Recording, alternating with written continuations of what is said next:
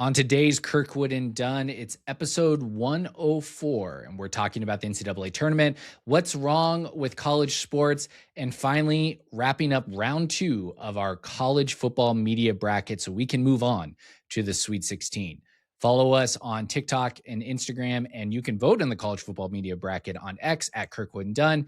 If you are watching or listening on Apple Podcasts, Spotify, or YouTube, please click like or subscribe. It helps us out a ton, and we really appreciate it. Let's go.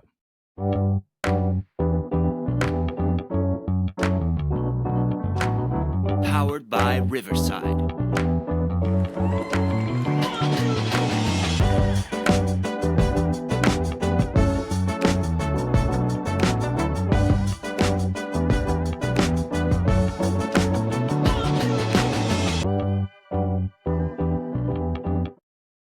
So, Tim, I think I might get back into college basketball. Oh, what a great time. Oh, what happened? Did you have a fun time watching college basketball the last 2 days? You know, Look what's at crazy this. is like, Oh, I've been pretty man. negative about college basketball, and you've like encouraged my negativity and been like, yeah, you probably shouldn't watch. And I just think you were wrong this whole time. I was like, should I get in? And you're like, no, don't get into it. I mean, go check the tapes. What? When did I say no, don't get into it? This is erroneous. No, it's lies, it's been, fake news media right here. Fake honestly, news. what's probably gotten me like, I should get it back into this is everyone being so negative about it. Like this whole like narrative around NIL has ruined college basketball. I'm just like, F you guys. Yeah, Like, people being like, oh, there's no upsets and yeah, no 13 seeds or whatever else. And it's like, guys, it's still fun. It's like, there's Yeah. still like good games just because the 3 seed pulled it out. Like this has been a fun tournament. The dirty little secret of the era of the Cinderellas. Like there's that stat today that the 13, 14, 15, Yeah. hadn't won whatever. And this is the first time it's ever gone back-to-back years that 13, 14, 15 didn't win. Is that the next round games, or if they kept winning and got to the We're Final terrible. Four, Terrible. Yes. And last year we had a great Final Four and it was all the 1 seeds. Like, it's fun. Yeah. Like for a little bit. But like last night, Vanderbilt, Nebraska was a great game. It was electric. And it was great because they were a 5 and a 4 seed.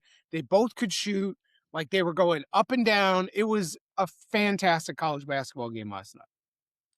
So can we step back and talk about us going 6-3 in our rankings, top 10 rankings, 6-3? Us is doing a lot of work there. One of us.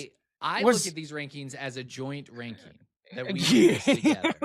Just because I took some risk for the content doesn't make it to where I can't take credit in our 6-3. I think you went 4-1. Yes. And I went 2-3. Yeah. Okay. 2-3. Still, I mean, I think I have the lowest seed winning? I believe so. So by money line. No, because I hit some 11s. I don't think you hit, there wasn't, because you didn't pick High Point as a 12 seed. Well, here's the So deal. anyway, NIL has ruined college basketball. So like the reason why I went 2-3 is because NIL has ruined college basketball. This is great. Yes. No, honestly, like that's pretty good. Like honestly, we did do a good job. Had bet that. I don't know if you actually took any of the bets. I took some of them, and I was doing well until I was pretty overinvested in the Vanderbilt Commodores. So let's just say that. And so that half court shot note going in was a real kick for me. That's tough. So it was a little bit more of a, I honestly thought Nebraska is a good shooting team, generally speaking, like over the course of the season. But if they have an off night, it's bad. Like they can't recover, right? They're not going to win those games. So I took like, not only did I pick Vanderbilt to win, and I had Vanderbilt in my Elite Eight in my bracket. I had Vanderbilt in a bunch of parlays on their money line. I took Vanderbilt alt spreads. Like I was everywhere all over Vanderbilt, which That was a risk, and you end up losing them. But it's been a pretty good bracket for me. I think the Vanderbilt one would be the toughest one. I came out pretty well overall, but now I'm really gonna have to hit on these Final Four and Elite Eight picks to pull out my group bets.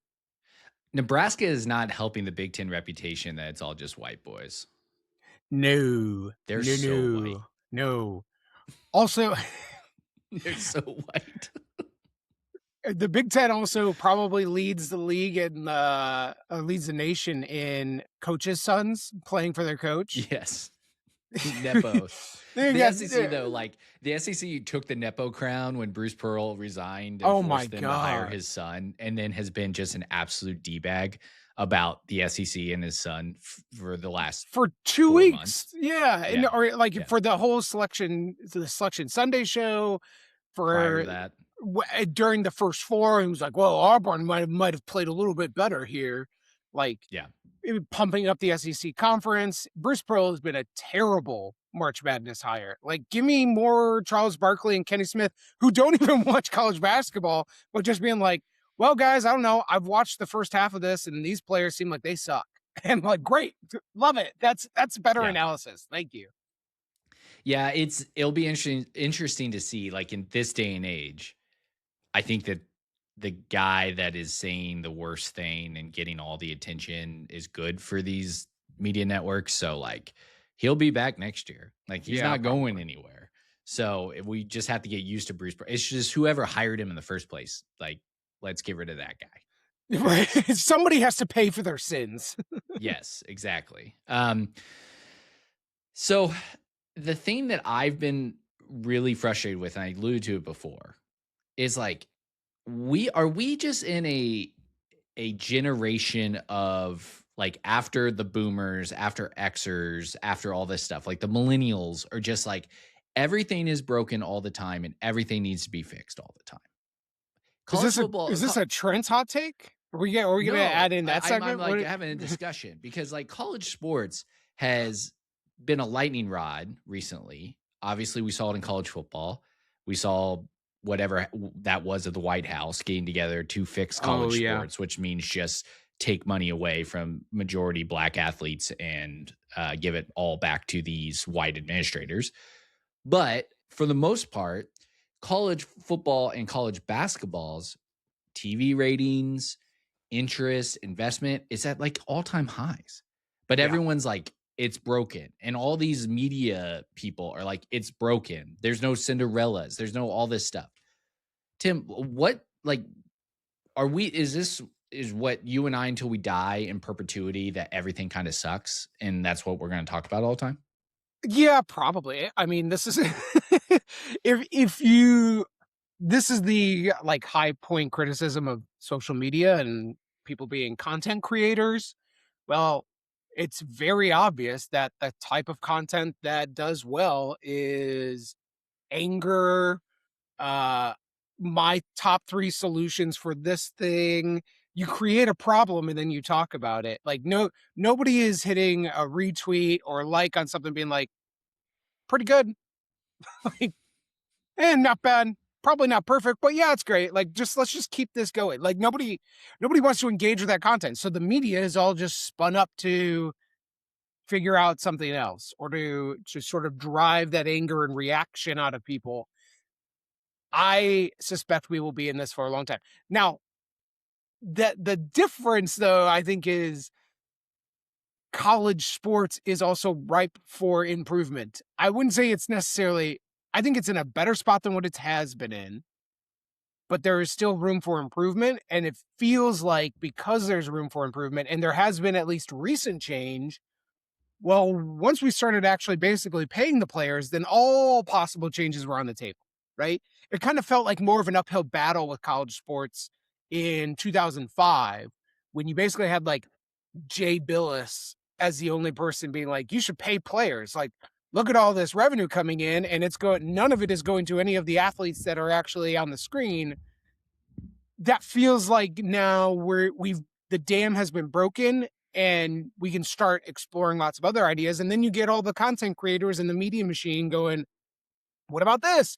16-team playoff, 84-team playoff bracket.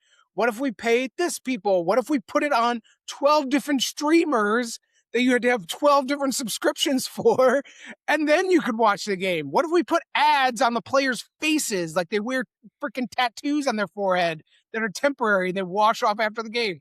Like, anything is on the table now. I'm prepared for all of it.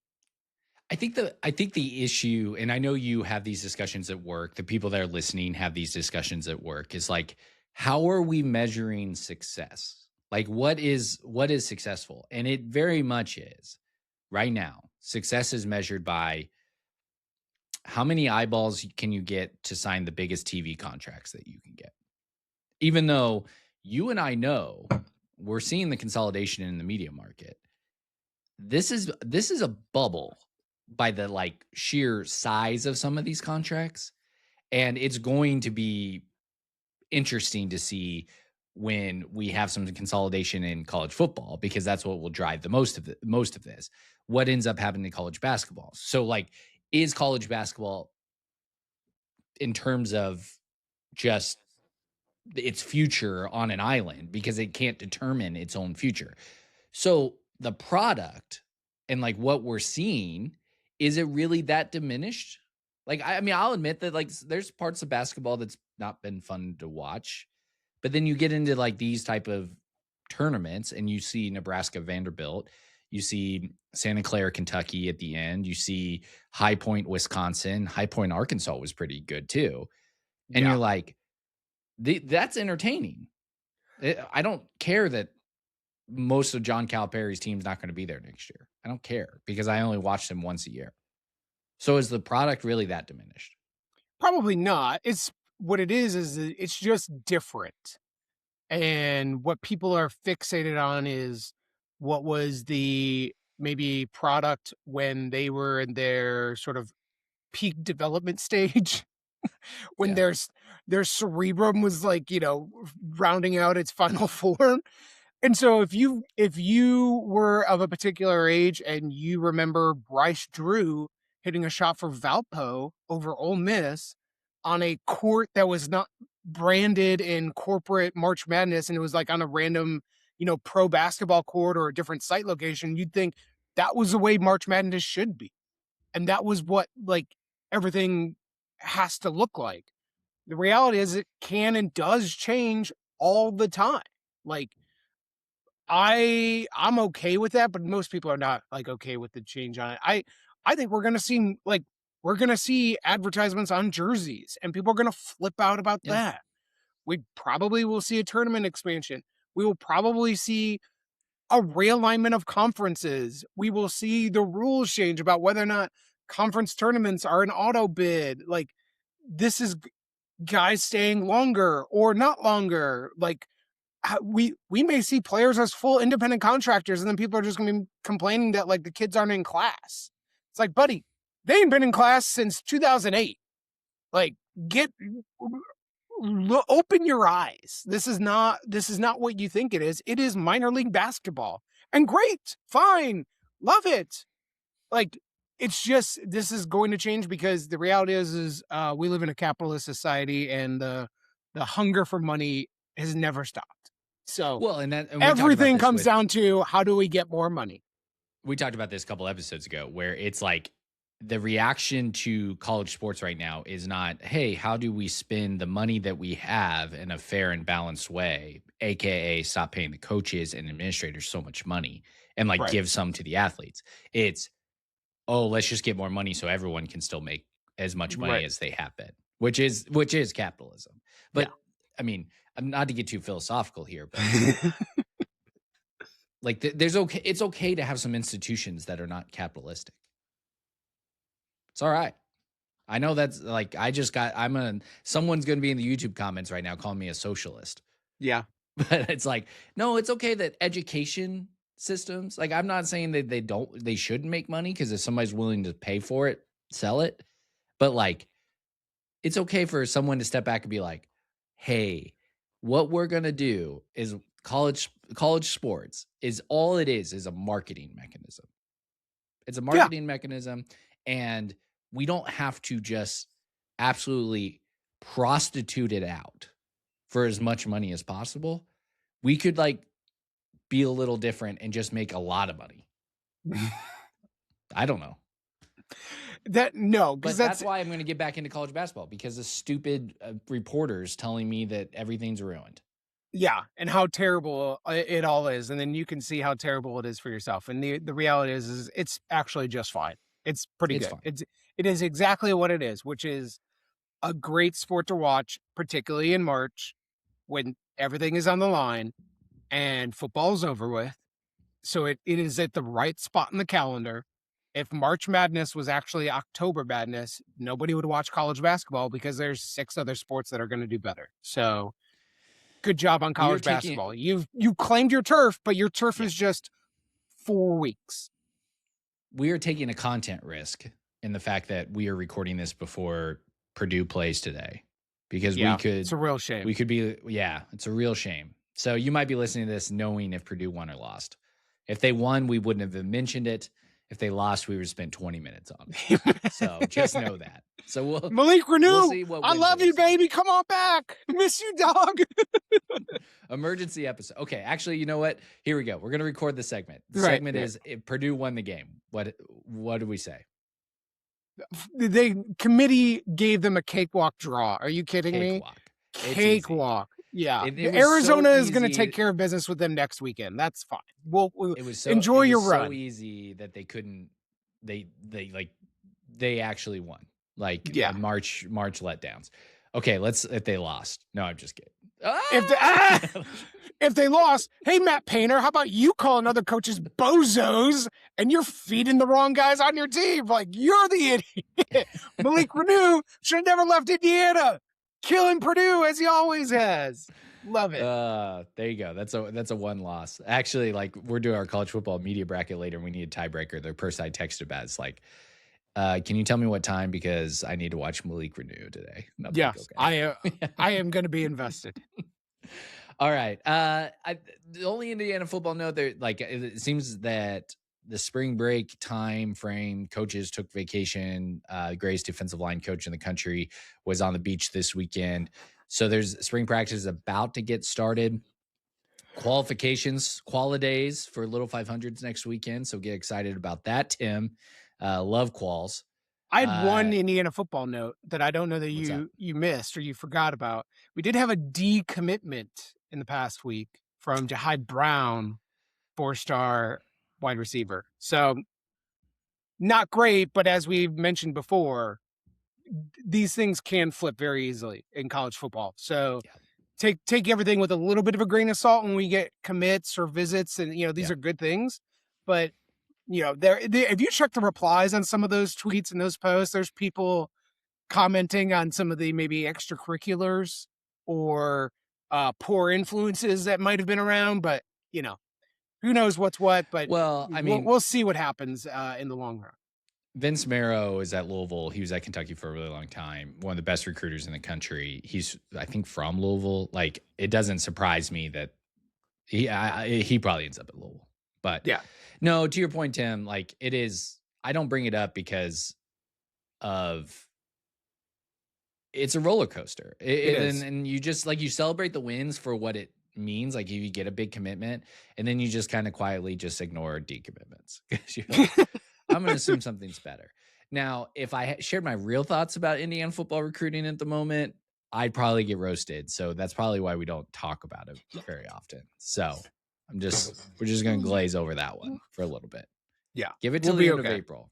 If we're in the same spot in the end of April, I might be going public with my thoughts. All right. Let's talk about this. I'm not even going to say his name, because I'm not even going to put it out on the internet that we talked about it. The Google search qualities. But is the narratives about Indiana's NIL money and the narratives about their age just going to last forever? Are we going to deal with this forever? Did it pop up this week? I did not see this. Say his name. Somebody else? Jason Whitlock. Oh, what an absolute farce. I can't even believe it. Barely should even gotten recognition on Kirkwood and Dunn. wasn't going to say his name for that very reason. Well, but like, but it's a trend. It's a trend that goes on. Like there's a whole video. Hoosier Review, one of my favorite followers, listener of good follow. He had some fan share a screenshot of like all the Indiana players and what year of college football they were in. What's hilarious is like 5 of those years were wrong, which cracks me up. But regardless, it's like this narrative that just won't go away. And it's so exhausting being on Twitter and seeing media personalities, content creators, whatever, cite this when it's not true. I mean, I feel like I'm banging my head against the wall. Yeah.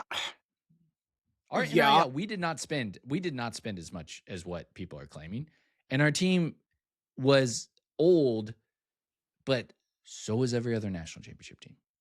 Right. And it's like, I would kind of get upset about actual sort of facts being wrong, but also it's just more lazy analysis, because when you actually broke it down then by like age of players, by their like snap count or like games started or those things, Indiana was still older, but like the quote unquote average age gets really skewed by like bench players that weren't playing, that are like, okay, fine.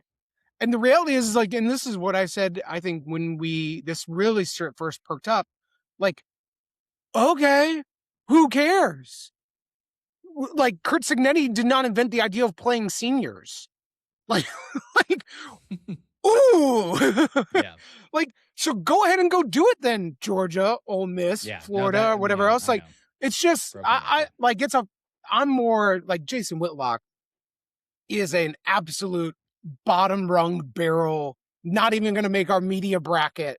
Like, no, he didn't. We'll retweet conspiracy theories. We'll just like, he is not an evidence-based journalist. He is just doing everything to get fire and attention. So I was like, I thought somebody more legitimate brought it up again. On3 talks about how much money supposedly Indiana spent in NIL constantly. And I'm going to be very honest with our audience. I know how much Fernando Mendoza got paid. It was not. Oh, insider. Trying to be. I'm just going to be honest with you. I'm not going to say it because I'm not like, I haven't seen a contract. I'm not going to get like stuff, but it was not as much as you would think for a Heisman Trophy winner. Right. I think the problem is the cognitive dissonance of what people think Indiana football should be, and what they think of it as is like the 2014 bottom rung of all Division I football programs. And so is Indiana spending the second most in college football? No. And that's where you and I are like, guys, it's like 23rd in the country or whatever else.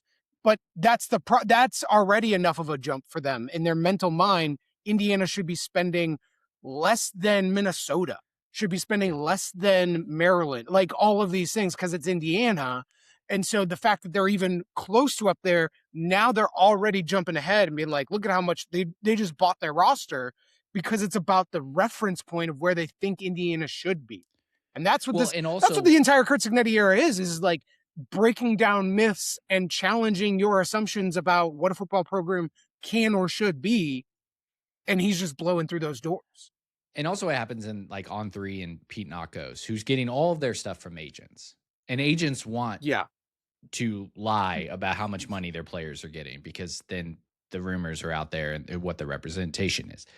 But regardless, is like Nick Marsh is a great example this year. Like Indiana was cited as one of the top spenders in that. You know where that is all coming from? Is the rumors around Nick Marsh of what he was supposed to get at Notre Dame and whatever. So Pete Nakos hears from Notre Dame, wow, Indiana paid him and this is how much money he was going. They don't know how much Indiana signed Nick Marsh for. We don't know if it was less than that. Nick Marsh might have looked at it and been like, oh, when was the last time a Notre Dame receiver was any good? Right. I think I'm going to Indiana. Yeah. Yeah. Omar Cooper's about to go in the first round, first 25 picks of the NFL draft. I think I'm going to go there. Thank you. Yeah. I'm going to get paid. Like he's getting paid. I guarantee you he's making 7 figures or more. But like to say that our transfer class was 20 million, get out of here. Get out of here. No, just, no.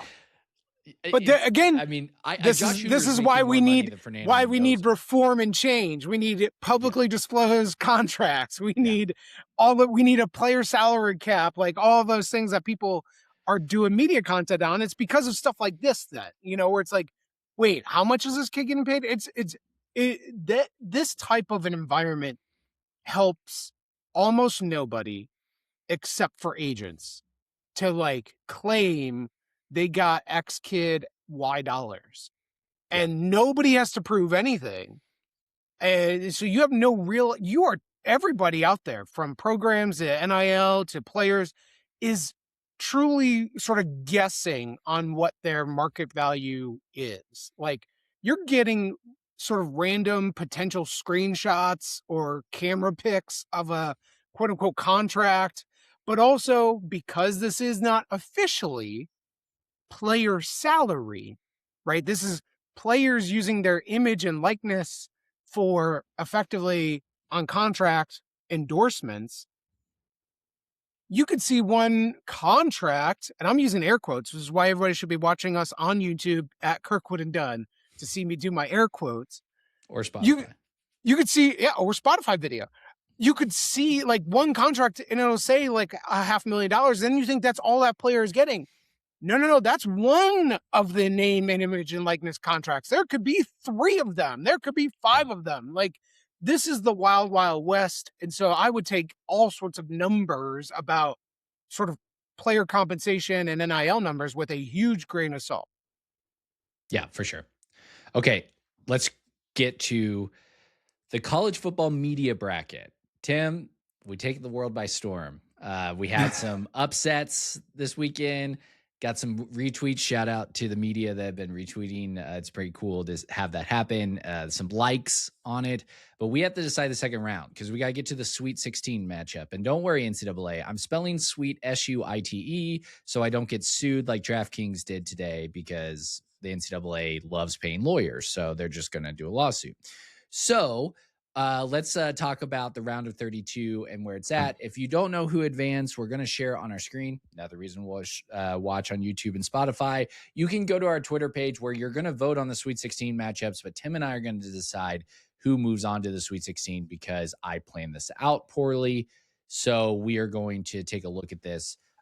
This is the Rose Regional. I'm going to zoom in here for the people. These are the people that advanced for a few wins and upsets and all that stuff. This is the Rose. Kirk Herbstreit, the 1 seed in the Rose Regional, beat White Boy Rick.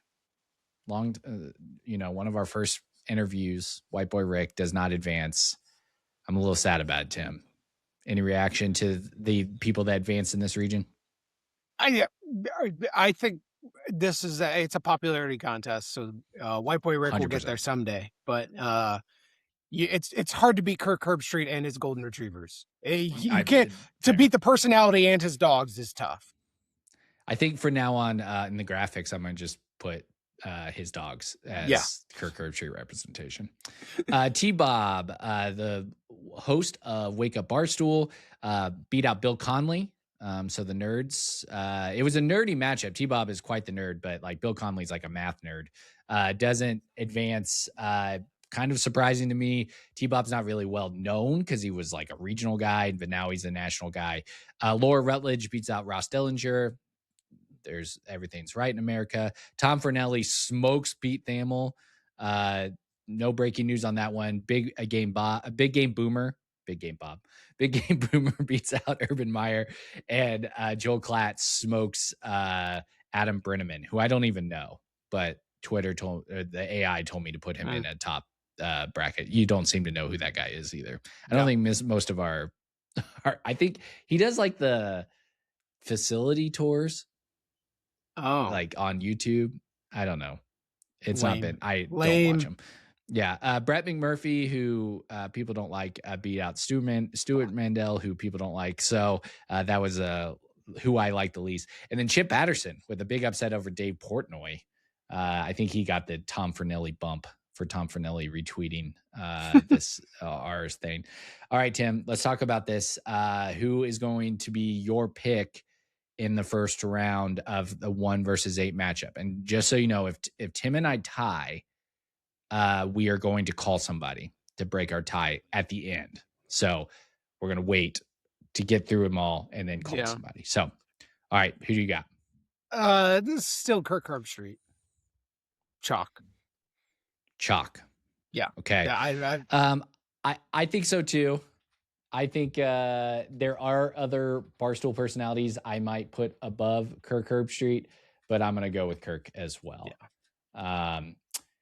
This one, she's no longer on SEC, doing the SEC hosting, not focused on college football. I think Tom Fornelli's got to go into the Sweet 16 on this one. Yeah, this is easy. Sorry, Laura Rutledge. Great on NFL content, host of NFL Live, but college football isn't really her domain. So Tom moves on. I think this is going to be a strong Sweet 16, to be honest with you, because I think I know how the other two are going to go. Why don't you go ahead and pick the next one? Joel Klatt over Big Game Boomer. Joel Klatt, easily like one of my favorite college football personalities. Really well done, both on his podcast and calling games. Yeah, Joel Klatt, Big Game Boomer is one win away.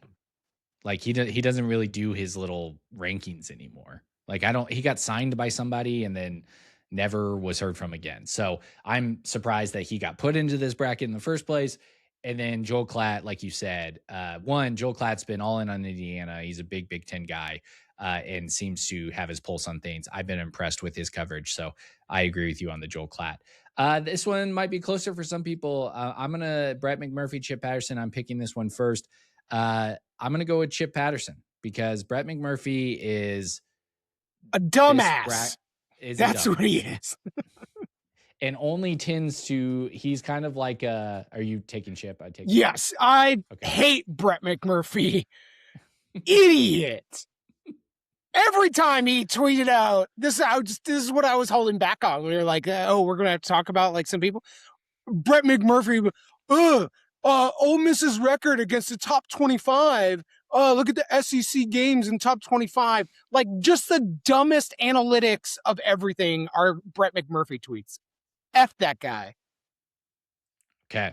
So those of you listening, Chip Patterson moves on. So we got a 1 seed in Kirk Herbstreit, the 13 seed in Tom Fornelli, the 3 seed in Joel Klatt, and the 15 seed in Chip Patterson. So the cover 3 guys moving on to the next round. We got an ESPN Titan and a Fox Titan moving on as well. So it's going to be an interesting matchup. And just a reminder, the Sweet 16 winners are going to be chosen by the people. So we'll put out a poll with the matchup so that you all decide who wins these Sweet 16 matchups. Let's move on to the Fiesta region, Tim. Rhett Lewis upsets Paul Feinbaum. Oh, sweet justice. Upsets Paul Feinbaum. Marty Smith's led out of Oxford, Mississippi, and beats out Heather, that one person, IU grad. The only IU grad that didn't get hardly any votes, Heather Dinich.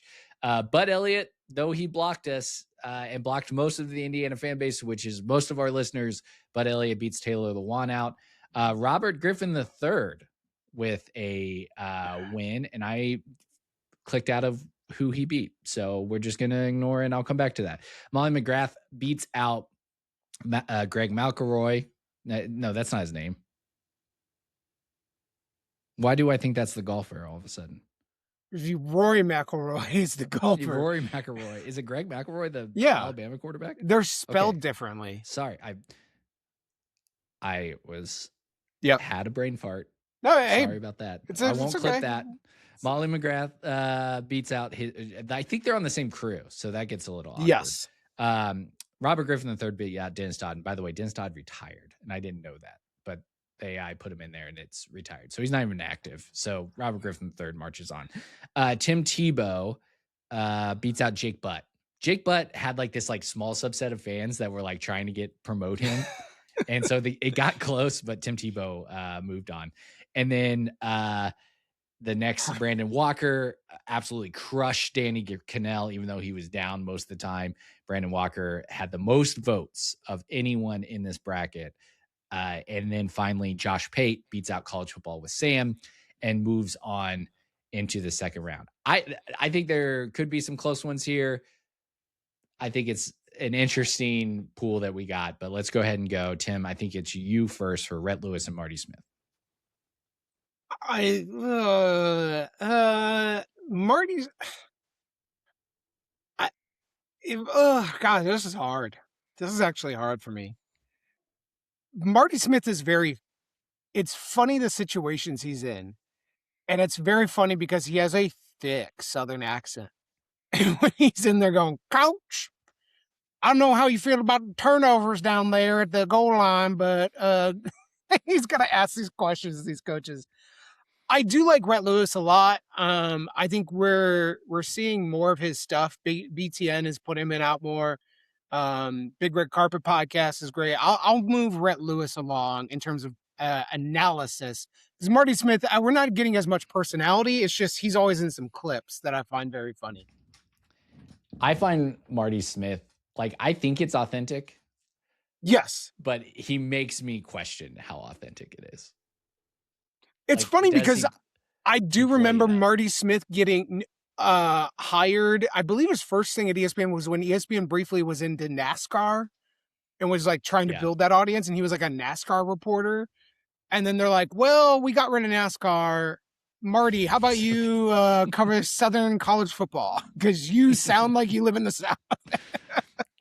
Yeah, I would actually McGee. What's his Marty McGee? Marty McGee, yeah. No, Marty and McGee is the radio show. McGee has a different first name. Ryan McGee. Is Ryan it? McGee. Oh, okay. Yeah, he. I like him more than Marty, but I didn't choose this bracket. I did choose this bracket, but I let AI choose this bracket. So Rhett Lewis moves on, and I agree with you. Rhett's been doing a lot more. Indiana winning is helping his career, which is not a bad thing. Bud Elliott and Robert Griffin III. This is Bud Elliott. Oh, that's actually my pick. I'm gonna pick Bud Elliott. Okay. Even though he blocks us. Bud Elliott, I know Indiana fans hate him. And I get annoyed by him too. But I understand his worldview. And when I understand his worldview, it gets me to a place where I can be okay with Bud Elliott. And I like his analysis. So I'm going to go with Bud Elliott. Yeah. Your pick? Yep, okay. Exactly. Same thing. We have groupthink. We're not even going to have a tie. We'll get that. We still have 2 more regions to go. we'll have something. Tim Tebow, Molly McGrath.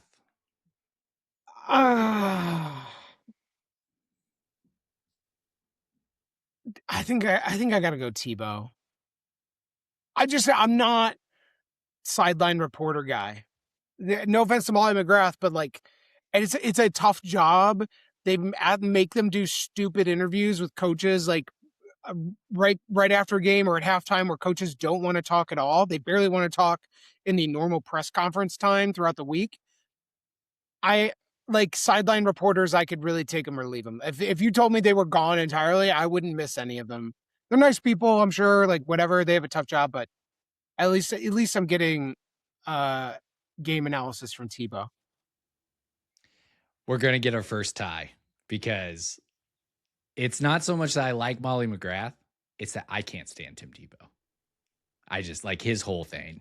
Just drives me insane. Oh, Tim Tebow will not be making the Final Four in the Kirkwood and Dunn bracket. I can put it that way. But in this matchup, I'll still take Tebow. All right, we got our first tie, so we'll call our guest or get a guest on the phone. Brandon Walker, Josh Pate. This is my first pick here. Josh Pate is. I don't understand how he's gotten popular, except that he kisses the ass of everybody. He just sucks up the SEC fan bases and SEC coaches, gets his access. We saw that play out this offseason, and it blew up in his face. Brandon Walker, while hated, is playing also a role. Hated, yeah. Is playing a role. And he's a heel. If you know anything about Brandon Walker, he loves wrestling, and he's playing that heel role and wants to take hard positions and then like double down on them, which he did. He came back and apologized for the Kurt Signetti talk. I accept his apology. Yep. I think Brandon Walker is way more entertaining than Josh Pate. I'm taking Brandon Walker to upset Josh Payton this round. And I'd agree. I think he actually knows more ball. I think he watches way more football. I think Josh Pate is more so of a actual media caricature.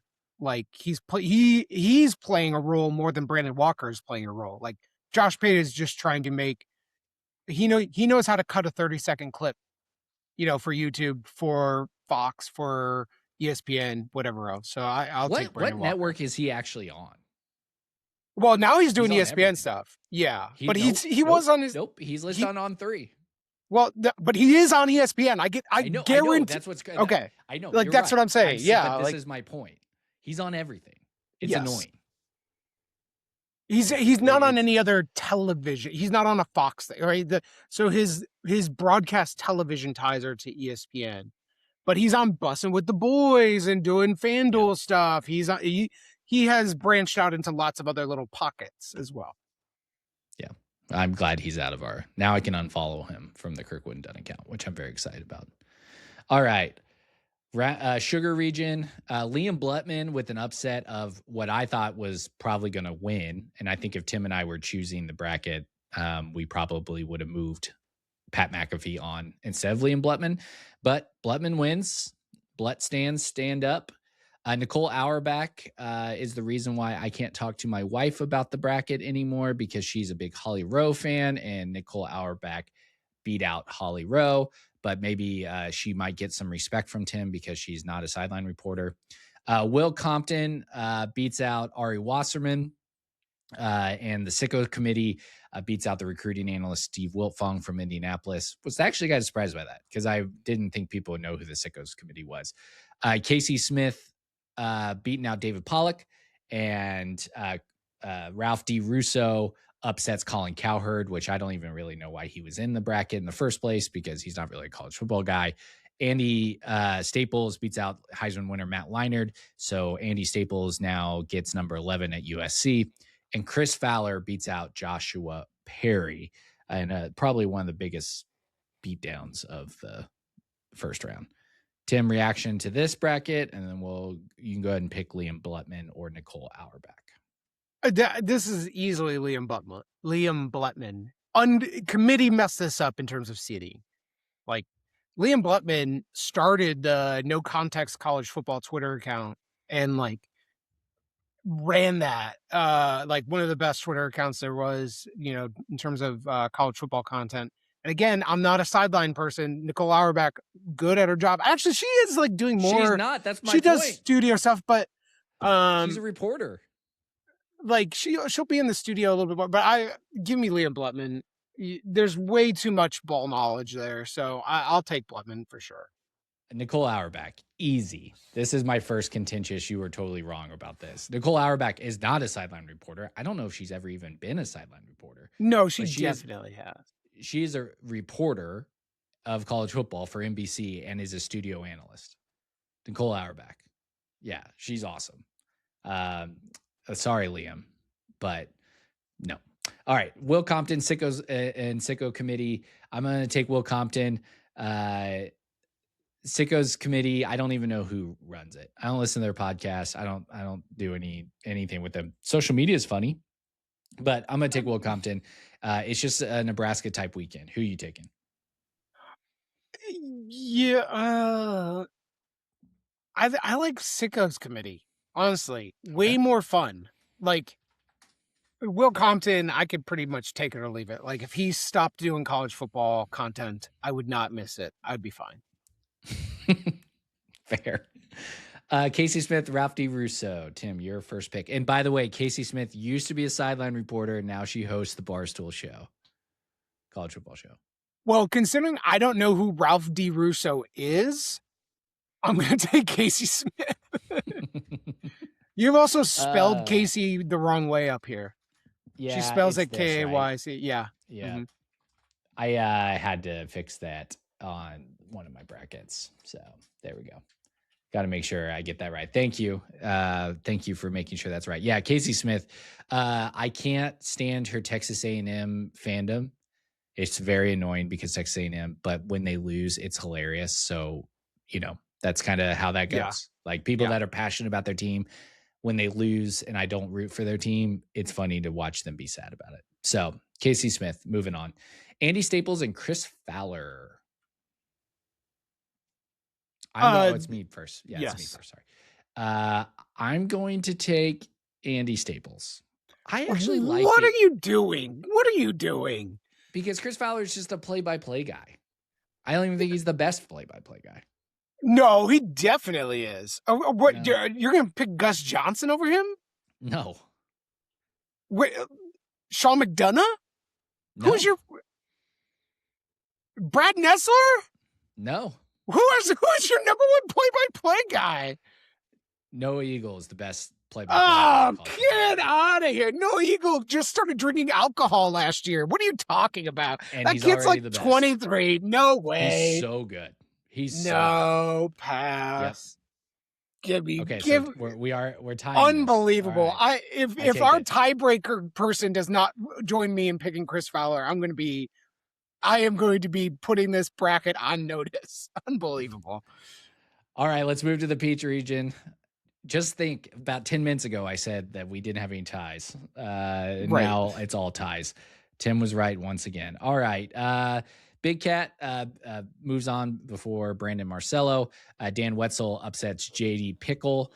Stanford Steve with an upset against Mark Ingram. Cole Kubelik does America a favor and knocks out Clay Travis. Bruce Feldman beats Joey Galloway.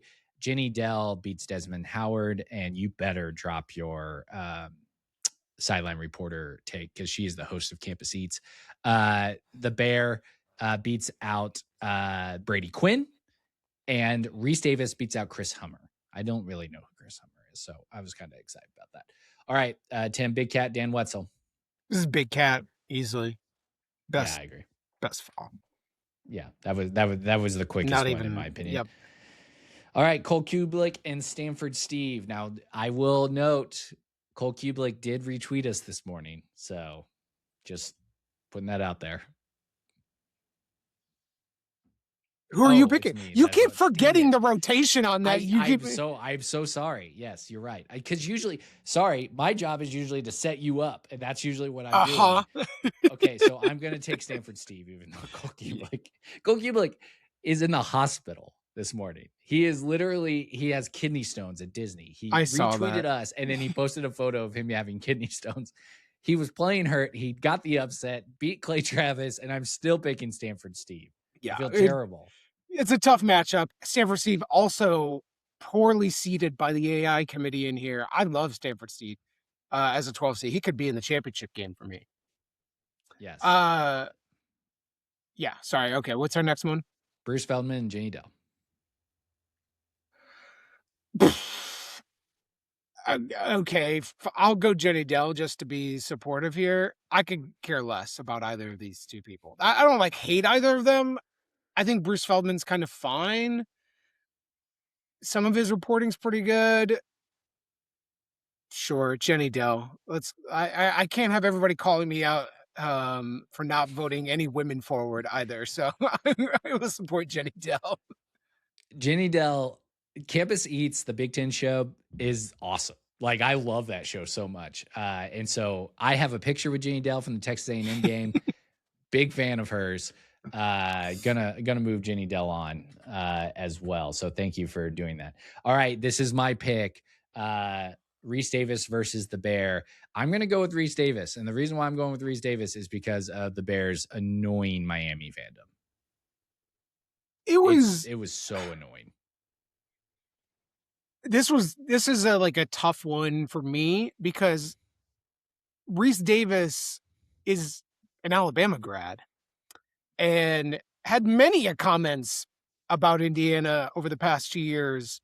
Now, he would be a lot more professional about it and sly and whatever else, because he was letting, Herb Street or somebody else say, they're, let's see when they get to the big boys. Let's see, blah, blah, blah. Let's see how they deal with the pressure. But he also was pretty big on no, I'm not a believer. This is not really ever going to happen. But Chris Felica was also way more well, Miami, Do you think they can contend with, Fletcher as a running back? It's like, Fletcher's fine, but he's not Barry Sanders. Like, what are you talking about? Like, Reuben Bain is good, but Reuben Bain was terrible 2 years ago. So, like, I'm glad he got better, but let's stop treating him like he's like, Reggie White or something. This So who are you is picking? I'll take Reese Davis because I do think when I think of college football, I think of him hosting game day, which he's done now for a long time over Fowler, which I can't believe you didn't want to pick Fowler, but I'll continue on with Reese Davis because outside of his sly Indiana hate, I do think he is a good voice of college football and represents the entire sort of sport pretty well. Okay. We are going to break some ties here if this person's still available because I told them 11 o'clock. Can you hear this? Yeah. All right. They're not going to be able to hear you. So you can Okay. have all your reactions that you want.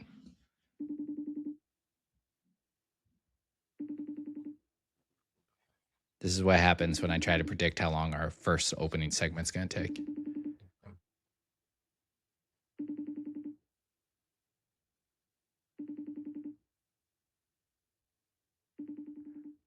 Oh no, Tim. We gotta get a tiebreaker. Oh, do I dare do this? Who are our three ties? Who are our ties again? I think it was 3, right? Let's review for the people. Our ties are Tim Tebow, Molly McGrath, Liam Blutman, Nicole Auerbach, Will Compton, Sickos Committee, Andy Staples, Chris Fowler. Yeah. Is our ties. 4 ties. We're not going to get anyone that answers the phone. This is what happens when you record on Sunday morning. People are at church, man. Not us. The person you have called is not a... My wife didn't even answer the phone. That was the second call. Why don't we maybe surprise call? Well, let's just make a change of plans and do the ties as a vote poll, Like, I'm going to call one last person. And then we can do the ties. Like, who got the most votes is what you're saying? Yeah, or just like just a different, Twitter poll. Like, we're making up the bracket anyway. We can also make up and change the rules as we go on. This is not the Kirkwood and Dunn, integrity bracket. I'm calling one more person.